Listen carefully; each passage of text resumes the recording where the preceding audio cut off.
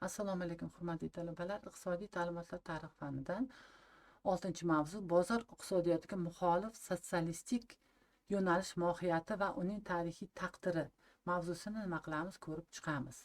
Bundan oldingi mavzuda ham muxolif g'oyalar edi. Hozir kunda deyapti, boya aytganimdek 3 ta asosiy maktabdan iborat edi: iqtisodiy romantizm, xayoliy utopizm va nemis tarixiy maktabi. Shuni ikkinchi asosiy maktabi bu xayoliy utopistlar, xayoliy sotsialistlar. Alohida mavzu sifatida nima qilamiz, ko'rib chiqamiz. Asosiy savollari bu yerda o'sha 19-asr boshlarida xayoliy sotsializmni vujudga kelishi shart-sharoitlari. Har mana javob berganinglarda ham har bittasi o'sha tarixiy davrni aytib o'tish kerak. Ikkinchi va uchinchi savollarda xayoliy utopistning asosiy vakillari Sen-Simon, Fourier, Owen va Karl Marx ta'limotlarini ko'rib chiqamiz. 19-asrning boshlaridagi xayoliy sotsializm vujudga kelishining shart-sharoitlari. Endi xayoliy sotsializmdan rivojlanishi 19-asrning birinchi yarmiga to'g'ri keladi. Biz bilamiz, asosiy eng rivojlangan mamlakatlar Angliyada va Fransiyada va G'arbiy Yevropa mamlakatlarida birinchi bo'lib kapitalistik munosabatlar rivojlana boshladi deyiladi. Kapitalistik munosabatlarning rivojlanishi bu boyagi yirik fabrikalarning vujudga kelishi, mashinalashgan ishlab chiqarishning vujudga kelishi bilan bevosita bog'liq. Va bu eksploatatsiya munosabatlarining shakllanishiga, rivojlanishiga olib kelindi. Ya'ni eksploatatsiya deganda ana shu kapitalistlarning ishchilarni nima qilish, eksploatatsiya qilish, ya'ni deyilyapti, ish vaqtini nima qilish, ish vaqtini qisqartirish va ishlab chiqarilayotgan mahsulotni hajm jihatdan oshirishga qaratilgan asosiy nima hisoblanadi, bu yerda munosabatlar hisoblanadi. Asosan Yevropada yuz bergan mana shu jiddiy iqtisodiy o'zgarishlar xayoliy sotsialistlar kapitalizm ichki xususiyatlarini kengroq ochib berishga intildilar. Birinchi men tushuntirib o'tay, xayoliy sotsializm deganda, xayoliy sotsializm bu kapitalizmga qarshi bo'lgan batamom boshqa jamiyatni qurish.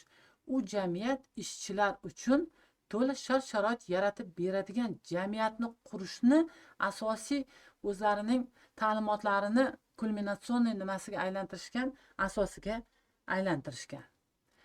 Asosiy vakillari xayoliy utopistlarni bu Sen-Simon, Fourier va Owenlar. Alohida o'tishdan oldin men umumiy aytib o'taman, bu xayoliy utopistlarning konsepsiyalarining asosini nimalar tashkil etadi.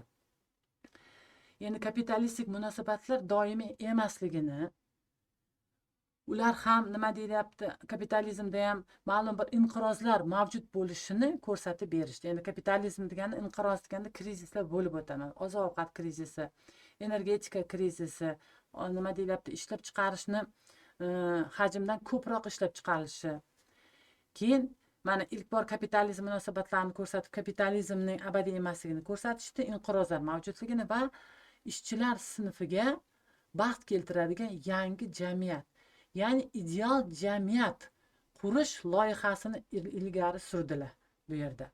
Ya'ni yangi jamiyat nimaga asoslangan, qanaqa tamoyillarga asoslangan deyilganda, bu adolatli ijtimoiy tuzum mavjud bo'ladi va bu yerda bevosita deyilyapti, taqsimot ham, ayirboshlash ham, ishlab chiqarish ham tubdan o'zgargan holda namoyon bo'ladi deydi. Va birinchi o'rinda ishchilar sinfini manfaatlarini ko'zlaydigan tuzum shakllantirishga harakat qilishgan. Sen-Simon, Henri Claude de Ribrois Sen-Simon, bu fransuz olimi hisoblanadi. Burjua inqilobidan keyin bilamiz, kapitalizm tez rivojlanib ketdi.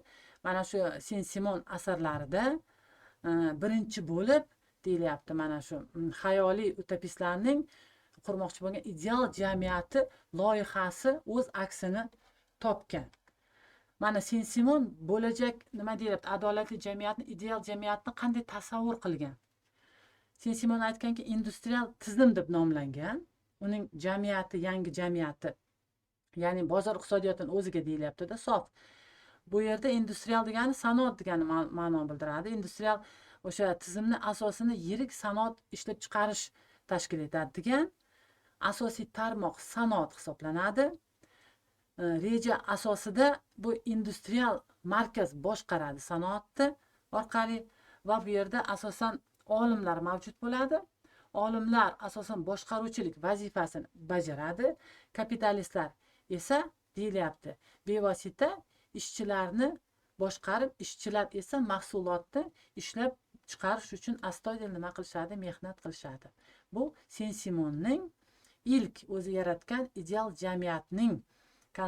jamiyatning nimasi bu yerda asosi bo'lgan industrial tizim hisoblanadi, ya'ni sistema. Keyingi asosiy bizni nimamiz, utopistlarimiz vakili bu Fransua Marie Charles Fourier. Bu ham fransuz. Sen-Simon ham fransuz edi. Bu yerda mana buni asarlari mavjud. To'g'ri harakat va mushtarak taqdirlar nazariyasi, umumiy birlik nazariyasi, savdo qallobligi haqida, yangi sanoat dunyosi, ijtimoiy dunyo. O'zini asarlarini nomidan bilinib turibdiki, asosiy kapitalizmni o'sha davrdagi bularning fikricha qurbon bo'lgan ishchi sinflarning manfaatlarini ko'zlagan holda asarlar yozilgan bu yerda. O'zini asarlarida kapitalistik jamiyatni tanqid qilgan. Fourier va ijtimoiy adolatli jamiyatni barpo etishni o'zining oldiga maqsad qilib qo'ygan Fourier. Mana Fourier asosan aytganki, bu ideal jamiyatda kapitalizmda yaramas illatlar bo'ladi. Illatlar deganda birinchi o'rinda boyagi eksploatatsiya tushunilgan, yangi yaratilgan tuzum insonning to'liq kamol topishi uchun barcha sharoitlarni yaratib beradi degan fikrni bildirgan va kishilik jamiyatini tarixiy rivojlanishga o'zining katta hissasini qo'shgan. Mana rasmda ham ko'rinib turibdi, og'ir mehnat natijasida 18 soat 20 soat ishlangan, lekin ish haqi nima minimum darajada berilgan. Bu esa boyagi ishchilarning noroziligini keltirib chiqargan. Ularni manfaatlarini ko'zlagan holda xayoliy utopistlarimiz ideal jamiyatni qurish rejasini tuzishgan. Ingliz olimi Robert Owen ham bu utopist bo'lgan. Mana o'zi asarlarida ham boyagi aytganimdek ko'rinib turibdi. Jamiyatga yangicha qarash va xarakterni shakllantirish haqida tajribalar deyilyapti. Undan tashqari yangi axloqiy dunyo kitobi ushbu asarlarida yuqorida ta'kidlab o'tganimdek, o'sha ishchilar sinfi uchun yaratilayotgan nima deyapti, shart-sharoitlar o'z aksini topgan. Endi Robert Owenning asosiy g'oyasi nimadan iborat? Farqi nima? Bundan oldingi boyagi Fourier bilan Sismondiga nisbatan. Bu aytganki, kommunistik jamoalarni tuzish deyilyapti. Kommunistik jamoalarni tuzish deganda mulk umumiy mulk bo'ladi deyilyapti.